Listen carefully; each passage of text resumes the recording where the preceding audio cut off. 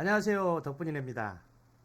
오늘 브리핑 시간에는 카페 창업을 결심한 순간 바로 시작해야 하는 네 가지라는 주제로 브리핑을 해보겠습니다. 카페 창업을 하려고 마음을 먹었어요. 나는 카페 창업을 해야 되겠다. 결심을 했다. 그럼 결심을 한 뒤에 그 순간부터 해야지 되는 네 가지 일이 있습니다. 그렇게 습관을 들이면 나중에 카페 창업을 시작할 때 큰 도움이 되는 사항들이거든요.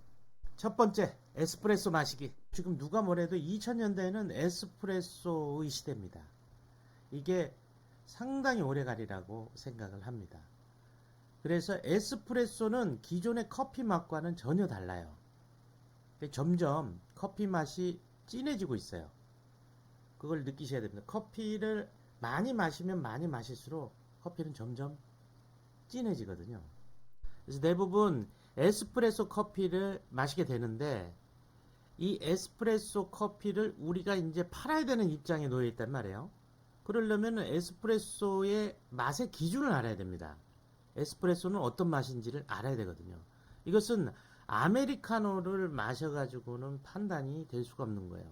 그러니까 우리가 찌개에다가 물을 많이 부어서 국을 만들어 버리면 그 찌개 맛을 가늠할 수 없는 그런 이치하고 똑같은 거예요. 에스프레소 자체 본연의 맛을 느끼고 또 거기에 물을 어느 정도 적정 수준에 넣었을 때 아메리카노가 맛있으려면 어떻게 해야 된다 라고까지 가려면 베이스가 되는 에스프레소의 맛의 기준을 잡을 수 있어야 되는데 제 경험상 이게 한 6개월 걸리는 것 같아요. 열심히 마시면 매일 한 잔씩 열심히 마시면 한 6개월 정도 되는 것 같아요. 새로운 직원이 들어오잖아요.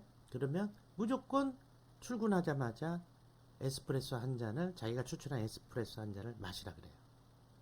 그걸 매일 마시고 6개월 마시면 그때 비로소 에스프레소가 무엇이 잘못됐는지 어떤 게 최상의 맛인지 어느 정도 완벽히는 아니지만 가늠을 하더라는 거예요. 분간을 하더라는 거예요. 오픈해놓고서 6개월 동안 마시면서 그 맛을 안다는 거, 알아가는 것보다는 미리미리 그 맛을 찾는 게 중요하다. 에스프레소가 어떤 맛이, 이건 기호음식이기 때문에 정답은 없습니다. 하지만 기본적으로 에스프레소의 바디감이 어떤 것이며 끓레마의 깊이는 어떤 것이 좋은지 뭐 이런 것들을 판단하려면 많이 마셔보는 것밖에 없습니다. 그래서 카페 창업을 결심을 하면 일단 우리가 준비해야 되는 커피는 에스프레소이기 때문에 에스프레소를 마셔보는 겁니다. 적어도 6개월 이상을. 어느 매장에 가가지고 들려서 에스프레소를 마셔도 좋지만 그거보다는 자기가 직접 이런저런 원두를 구입을 해가지고 직접 추출해서 내려 마셔보면 홈카페로 훨씬 더 에스프레소의 맛을 느끼는데 도움이 되리라고 생각을 해요. 홈카페를 이용해서 에스프레소 마시기 6개월 이상 한번 마셔보자. 카페 창업을 결심한 순간 바로 시작해야 되는 첫 번째 항목입니다. 두 번째, 역시 이제 브런치 해먹기라고 해놨는데 소규모의 동네 카페에서는 이런 브런치가 필요가 없어요. 그죠? 음료에만 집중하는 게 더 낫습니다. 그런데 어느 정도 규모가 조금 있으면 뭐 디저트를 해도 되고 빵도 해도 되지만 가장 전통적으로 매출을 올릴 수 있는 방법이 이 브런치거든요. 이 브런치에는 뭐 여러 가지가 있죠. 뭐 샌드위치도 있을 수도 있겠지만은 뭐 빠니니, 그릭 샐러드도 있고 다양하지 않습니까? 그리고 이제 아메리칸 스타일의 브런치도 있고 유럽 스타일의 브런치도 있단 말이에요. 만드는 건 간단해요. 근데 그 재료에 따라서 또 틀리거든요. 소세지도 맛이 각각 다르고요. 돼지고기 함유량이 얼마나 들어갔는지에 따라서 소세지 맛이 다릅니다. 유럽의 이제 염장, 사큐테리라고 하는 고기죠. 말린 고기인데 염장을 해서 말린 그런 고기들을 먹어보면 맛이 각기 미묘하게 다른다는 것을 느낄 수가 있어요. 그래서 그런 것들을 자주 먹어보는 수밖에 없어요. 이거는 아까 에스프레소와 마찬가지로 이거는 자주 먹어봐야 느낌이 옵니다. 나는 묵은지 김치찌개가 좋아 뭐 이런 것처럼 선호하는 김치찌개 맛들이 있는 거거든요. 근데 그럼 많이 먹어봐야 자기한테 맞는 것이 무엇인지를 알지 않습니까? 비록 기호 음식이긴 하지만 그 역시 맛의 기준은 찾아야 된다. 브런치의 맛의 기준을 찾아보자. 카페를 창업하기 전에. 그러면 많이 먹어야 되는데 카페를 다니면서 먹는 거 하고 내가 여러 가지 재료를 가지고 조합하거나 만들어 먹는 거하고는 그 맛을 느끼는데 차원이 다릅니다. 그래서 많이 해 먹어 봐라 하는 얘기입니다. 에스프레소 아까 계속 먹었죠. 이제 브런치도 하루에 한 끼 정도는 이제 해 먹는 겁니다. 각양각색의 브런치를 해 먹고 뭐 빠니니도 해보고 와플도 해보고 팬케이크도 해보고 이렇게 토스트 위주의 샌드위치도 해보고 아메리칸 스타일의 차가운 샌드위치도 해보고 감자 요리라든지 이런 것들을 좀 간단하게 해서 먹어보는 겁니다. 그러다 보면 이제 느낄 수가 있어요. 근데 서양은 우리 이 동양권의 음식 문화하고 좀 다르게 소스로 맛을 내는 경우가 대부분 많거든요. 소스에 따라서 다양한 맛을 내기 때문에 소스를 다양하게 구입을 해서 맛을 좀 봐야 됩니다. 그럼 분명히 나중에 창업을 하고 나서 도움이 됩니다. 조리는 간단하되 소스에 따라서 다양한 맛을 내는 게 브런치예요. 물론 이제 뭐 셰프가 하는 정도의 이제 브런치들이 있죠. 그런 거는 카페에서 맞지가 않습니다. 그건 식당의 개념이니까요. 여기서 얘기하는 브런치는 김밥 천국 같은 이제 분식류의 음식입니다. 떡볶이라든지 김밥이라든지 이렇게 우리가 먹듯이 서양의 김밥 천국이 브런치라고 보시면 돼요. 그런 가벼운 느낌의 브런치. 그런데 종류를 다양하게 하는 거죠. 소스나 이런 걸 통해서. 재료를 구입해서 조합해가지고 쉽게 내는 그런 것들을 다양하게 연습을 하시면 분명 카페 창업에서 좀 우위를 점할 수 있어요. 그리고 어느 정도 되면 스스로 창조된 메뉴를 개발해 낼 수도 있습니다. 집에서 자주 해 먹어야 맛있는 브런치가 탄생하는 겁니다. 세 번째 해야 될 거, 쇼폼 만들기. 예전에는 카페 창업을 하면은 이제 블로그를 한다든지 인스타에 사진을 찍어 올린다는 것들이 이제 대세였잖아요. 그리고 언젠가 이후에는 유튜브에 이제 롱폼이라 그러죠.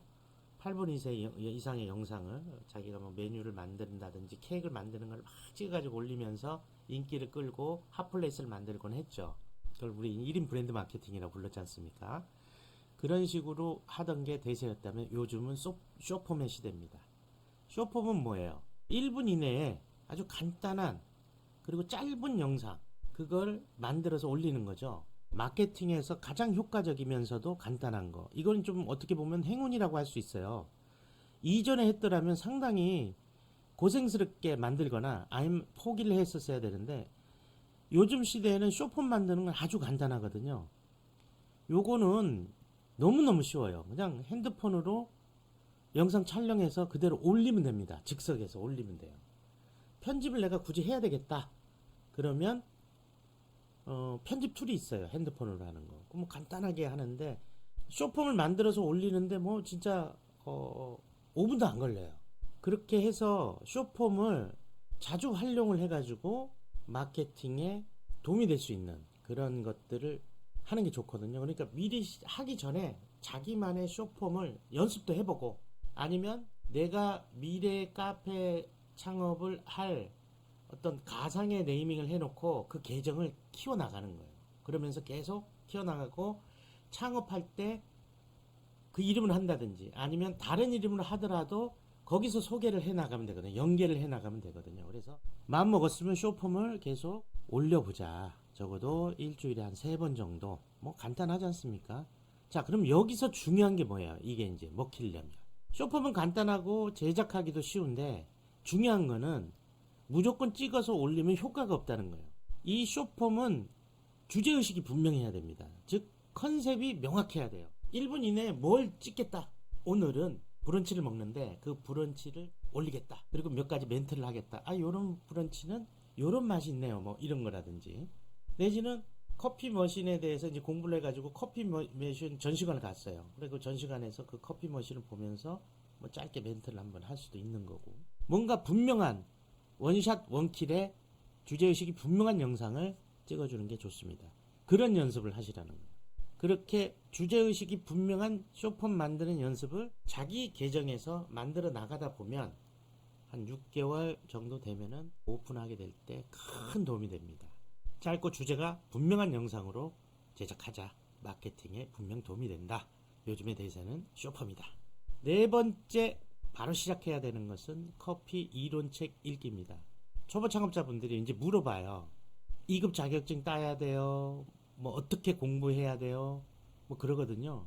이제 임박해서 가게 정해져 놓고 어떻게 해야 되냐고 물어요. 근데 사실은 그러면은 늦습니다. 기계를, 반자동 기계를 만져서 추출하고 컵 우유를 포밍하고 하는 것들은, 기술적인 문제들은 금방 해요. 그러니까 굳이 2급 자격증을 안 따도 뭐 잠깐만 연습하고 뭐 덕분이네 코칭이면 덕분이네한테 좀 배우고 이러면은 오픈을 하는 데는 지장이 없어요. 근데 중요한 건 뭐냐면 내가 이 커피를 어떤 방식으로 추출하고 있고 어떤 원두를 가지고 어떤 맛을 추구하고 있고 커피에 대한, 자기 카페에 대한 철학과 정체성이 있어야 되거든요. 그거는 책에서 배우는 겁니다. 그게 이론입니다. 그래서 이 커피 이론 책은 좋은 책들 몇 권을 계속 읽는 겁니다. 반복해서 읽는 거예요. 자꾸 읽다 보면 언어들이 익숙해지고 외워지게 돼요. 학창시절 역사 공부하듯 반복해서 읽고 외우자. 지금 제가 드리는 말씀은 뭐냐면 꼭 이걸 해야 된다는 게 아니라 이렇게 하고 나면 엄청나게 큰 무기가 됩니다. 나중에 오픈을 할 때. 결국은 내가 커피에 대해서 좀 부족하다. 손님이 물어봤는데 대답을 못한다. 이웃에 오픈한 카페의 젊은 친구들은 정말 커피가 전문적이고 진솔되게 뭔가가 나오는 것 같은데, 우리 카페는 뭔가 얕아. 그게 이제 어디서 오냐면 이론에서 오는 겁니다. 그 이론을 미리미리 공부해 놓는 겁니다. 이론을 알면 카페의 핵심이 보이는 거죠. 기술보다는 이론입니다. 처음에 뭐 예가체프 하면 예가체프가 이렇게 귀에 탁탁 안 박혀요. 그런 것들을 자꾸 하다 보면 재미도 느끼고 하다 보면 그게 이제 입에 붙기 시작하고 그럼 내 것이 되는 거거든요. 우리가 이제 뭐 에스프레소도 리스트렉토 좀 익숙치가 않은데 자꾸 하고 홈카페에서 내가 한번 추출도 해보고 하다면 그 리스트렉토가 내 것이 되는 거예요.